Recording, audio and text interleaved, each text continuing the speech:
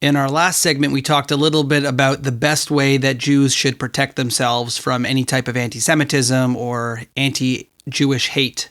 As a wise man once said, those who cannot learn from history are doomed to repeat it. So I think it's best for us to look at some of the historical events and maybe see if we can get some lessons or answers from it.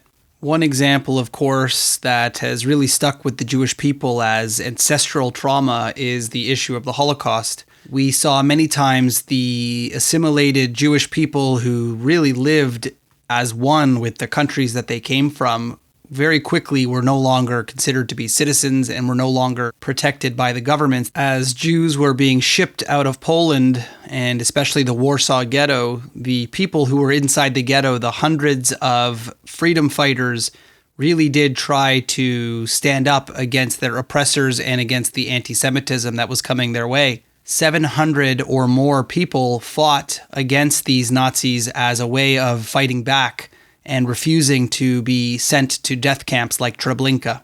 This event, of course, makes us question, no matter how assimilated, no matter how comfortable we are we really protected forever? The German Jews and the Polish Jews always thought that they were safe in their homeland. In fact, many of these countries were seen as the golden era of Jewish wisdom and learning and education. Soon after ended up being our horror. Eventually, the Jewish people of the Warsaw Ghetto took it upon themselves to try and fight back and protect their loved ones as best they could. A number of people did survive the Warsaw Ghetto uprising. This is an example of the Jewish people standing up for themselves, whereas later on, very close by in Munich, Germany in 1972, the Israeli Olympic team, unfortunately, was taken hostage by a number of Palestinian terrorists known as Black September. The Israeli government attempted to ask the state of Germany to allow them to come help with the rescue of the hostages. Unfortunately, after a number of back and forth issues, the German government attempted to rescue these hostages by themselves, leading to the eventual death of all 12 athletes. Of course, this is not a suggestion that the Germans did not try and save these Jewish lives, but of course, we wonder if the Israeli army was allowed to get involved, how things may have turned out differently. We have seen Jewish IDF soldiers travel all over the world to protect Jewish lives at all costs. No action is more well known than the Entebbe raid or Operation Thunderbolt in 1976, when an Israeli flight had been hijacked by Palestinian terrorists and German terrorists. Many of the passengers were let go if they were not Jewish, and the Jewish passengers were expected to stay. One act of absolute heroism would be the flight crew, who were not Jewish and were not sought after by the terrorists, ended up choosing to stay and put themselves in harm's way in order to stay with the passengers.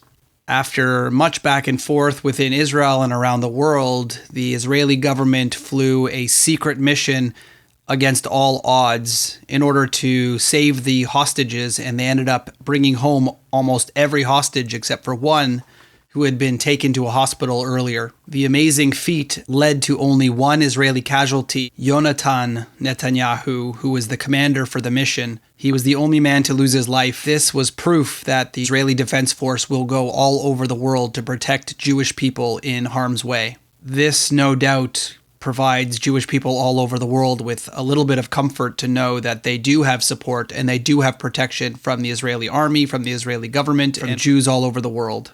On that same note, we saw the Prime Minister of Israel, Naftali Bennett, put out a tweet as the Texas hostage situation was happening, informing the Jewish people around the world that he is watching that situation. Only goes to show how Israel is the only country to really watch out for the Jews all over the world.